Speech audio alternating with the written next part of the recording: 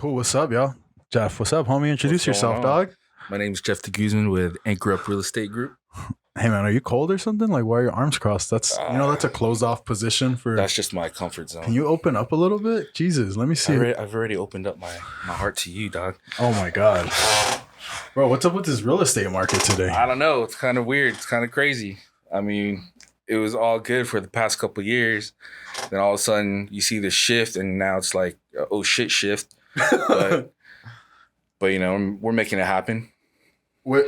All right, like all you agents keep saying the shift. This is like a Quentin Tarantino movie or something. Like, what is that? What does that mean? What is the shift? Well, basically for the past couple of years since I've had my license, I mean, you got that low hanging fruit where people want to buy a home and it's super easy. Like any agent that just got their license, fucking throw a rock, get a buyer, get somebody into a home easily. Yeah. But now with the interest rates going up, a lot of people are losing their purchase power. They're scared because, you know, they were seeing like rates in the low or high twos, low threes, and now it's all doubled. So it's pushing them out and they're losing that purchase power. So homes are sitting on the market longer. How long? Well, you see some that are probably like 20, 30 days now, you know, versus you list on Thursday, you go live, weekend of showings, you're in escrow on Monday. Yeah, it's like interesting that I keep hearing about this shift mentality, right? I think it's the shift in like just the mindset of the people working in the industry.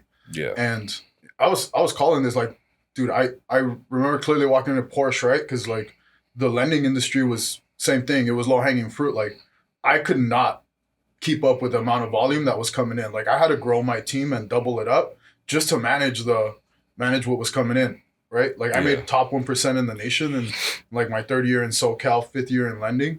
And it wasn't necessarily me, but it was the interest rates were just so damn low. It was easy to get loans. It was easy to get buyers. Everybody was trying to make moves. And then everybody started hearing about inflation. And then it's like the shift, the market conditions. But it's not just market conditions, right? Like it's our effort. Like I don't think it's a shift as far as like getting business. It's a shift in our effort. Like we need to be able to fucking stay on the phones. Like now there's a strategy. Okay, before I could hit the phones for an hour and like chill out and I was just dropping escrows. Now I got to do 6 hours worth of phone calls in order to be able to get anything through the finish line. Yeah. I was dropping 5 escrows a week. Now I'm dropping 2 to 3. Like I feel that. I know my team feels it. Like a couple of them might have to start eating ramen noodles, but like that's the shift, you know, like it's not the shift in the market. It's the shift in what we do every day. Yeah. Because now it's going to take skills where you actually have to negotiate with the other agent on behalf of your client. Well, bro, like, man, I can tell you like there's so many listing agents that were just absolute dicks to us. Oh, for sure. Like, oh, now you want us, right? Like, yeah. Now you're looking at my VA buyer. Now you're looking at my DPA. Yeah. Like, what's up? Like, you know. I mean, the last deal I had, that agent only offered 1%, you know, but it's what my clients wanted. So, you know, I was there to provide that service. I got them in with a FHA, but I only got 1% out, you know, commission. Yeah, and that's an interesting point, like how the commissions were like getting skewered. And, you know, I remember like one agent telling me, I was on the phone because I'll call every listing agent when my offers are going to go out. And so then I called the listing agent. I'm like, yo, I'm Tony. I'm representing X buyer. I work with X agent. And like, yo, this lady's so gangster, dog. She goes, tell your agent to give me half of his commission because everything else is the same. All of y'all are at the same price point. Tell your agent to give me half of his commission and I'll lock this up. So I hit up my agent. I was like, hey, homie, you know, there's 2.5 in the deal. If you do this deal for 125, you're gonna get the client in the escrow. And like, dude, to my surprise, he took it. But then homie went around and then charged the extra 1% to the buyer. To the buyer. So then the buyer's closing costs went up like 7 G's. I was like, Jesus Christ. Yeah. Which is crazy, bro, because like a margin on a real estate transaction at 2.5 is fucking wild. Like, shout out to you guys. 2.5, 3%. Like on the loan side, man, we'll be lucky to get 1.5. Yeah. Like it's pretty wild to see the dichotomy. We can do more transactions, you know, so that's why we get paid less. But again, like now it's getting a little more creative, right? I'm excited because that's what my bread and butter is like getting hard deals across the finish line. VAs, FHAs, down payment assistance. That's what I jam at. So like now it's gonna be even better. Plus you're gonna have all the part-timers out. Like and that was what I was telling the team this morning was like, yo, are y'all full-timers or y'all part-timers? Because y'all part-timers go to McDonald's, they pay $17 an hour. Like we full-time people here. Like I can't have everybody bitching about the market when all it is it's our fucking effort. Yeah, just gotta put in work, you know. How much do you want it, you know? Bro, like on Sunday at 7 o'clock, I was doing a pre-approval. Like on Saturday, half the day I was working. Like I hadn't worked weekends in a bit, but like that's what it takes. I did a fucking open house. Yeah. I did an open house and I brought in a $2 million deal at the open house. Like, you know, and I wasn't doing that. I swore during COVID, I was like, I'm never doing an open house again. I fucking ate my words. Yeah. But like that's what it takes now, right? And like some of us are gonna put in the effort, some of us are not. And whoever puts in the effort is gonna overcome and thrive in this market. Exactly. But like 2 years from now, on the other side of this, when rates drop, all right, so like there's a chart from Freddie Mac that shows the trending history of like where rates have gone over the last like 30 years. And so if you start in 2008, right, like, and you jump all the way to 2016, you can see that right in the middle in 2012, rates were at a peak. And then as you got closer to 2016, rates started to dip. And like on the money, March 2016, you start to see rates dip all the way through November. Why? Because there's a fucking election year. And then you see the same thing in 2020, and then you're going to see the same shit in 2024. Yep. And so in 2024, so right now you got to survive. So when I'm quoting out like a 6% rate, right, on the high end, shit, I just did a 2 mil deal at like 7%. And it's like, yo, you got to tolerate this. This isn't forever. Just for a year or two. Yeah. So you can refi. So you can refi and bring you back down. But here's and here's like a good sales tip, right? When I'm talking to buyers and I'm like, hey, what are you looking for? Like, what is your goal over the next 5 years? Because the last thing I want to do is like get you into a product or something that isn't going to be beneficial to you. But I try to get the buyer to stop thinking like a consumer and start thinking like an investor. Exactly. And so then when I'm talking to them and I'm like, okay, well, you're a 6% rate, you know, and they're not at 6 yet, but let's go with a VA that's at 5% right now. Okay, well, what's the delta between 4% and 5%? Depending on the purchase price, it could be $200, it could be $500. Mm-hmm. All right, let's go on the high end, $500. Right? So that means you're going to pay an extra 6 G's in interest, right? Fuck, that sounds like a lot of money. But if you fucking wait and you miss out on 10% appreciation, on 600,000, 60 G's, you lost 54,000. Yep. Because you fucking waited. Yep. They say don't wait to buy real estate. Buy real estate and wait. Yeah. Like I was looking at a person yesterday and they shot me out for a cash out refi. And it was the home was I looked at the taxes and the taxes were like 7 G's. And I was like, how long you had this house? And they're like, about 20 years. And I was like, what the fuck? Something's wrong with your taxes. Right? So I pull a property profile to see what's going on, to see like, hey, is there a title change? Something happened to get their taxes to go up? And then I see they bought the house in 05 for $590. $590 in 05. Like, yo, if you think about like how much more expensive that is than $590 today, it's insanity.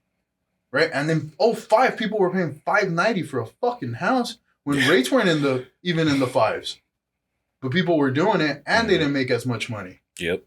And like they withstood the 08 crash and they like got through it. And now their house is valued at about 800,000.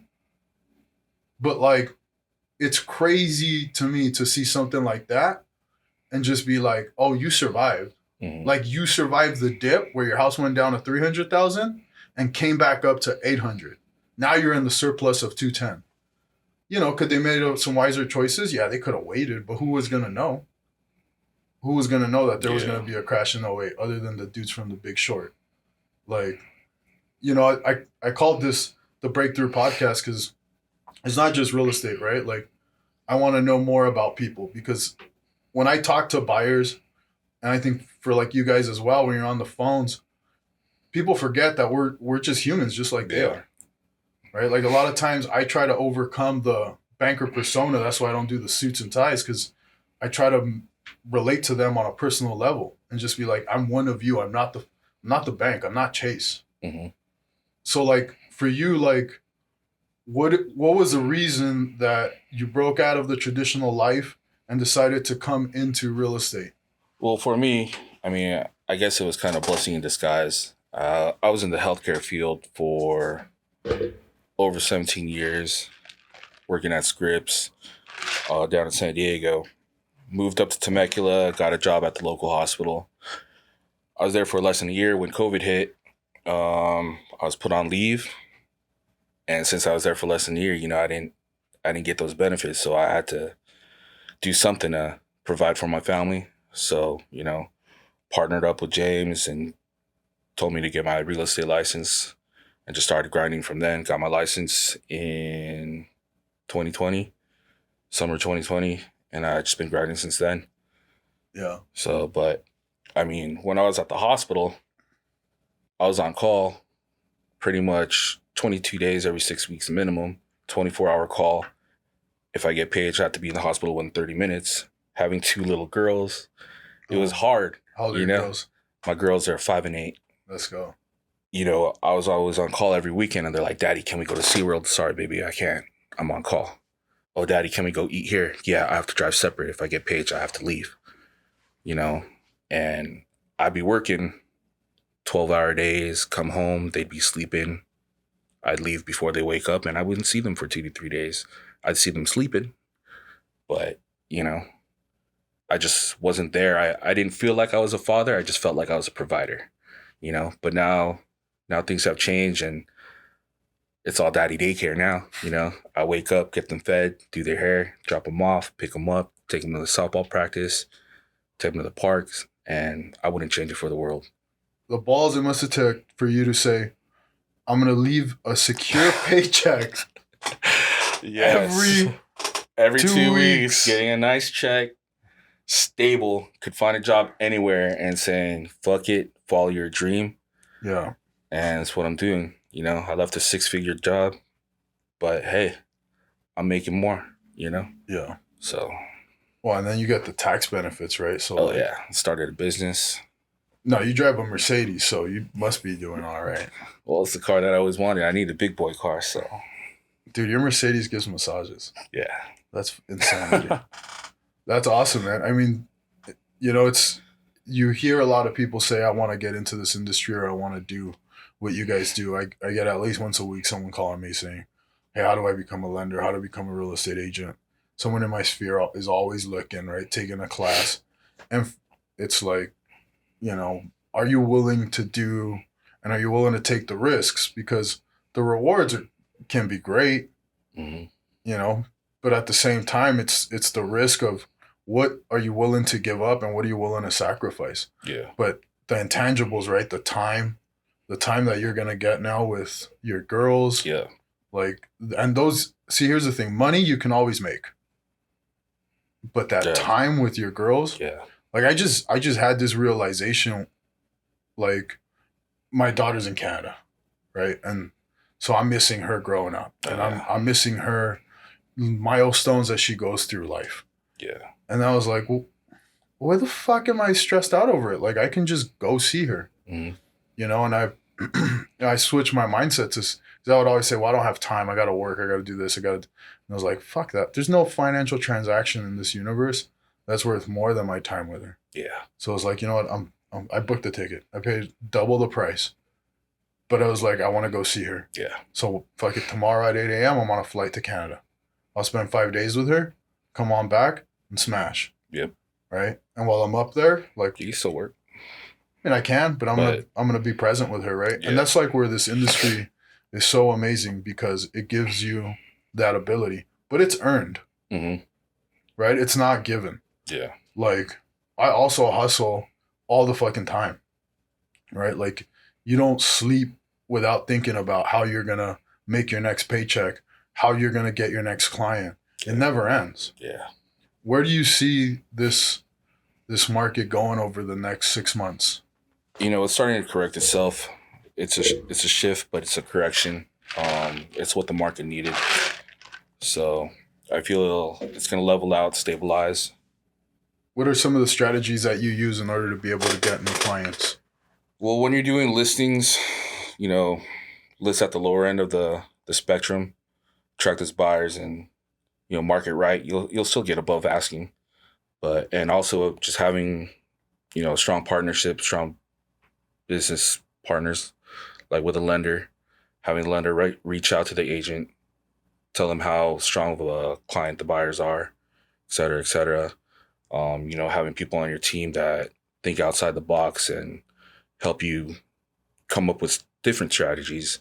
Every deal is different, so you always got to think outside the box.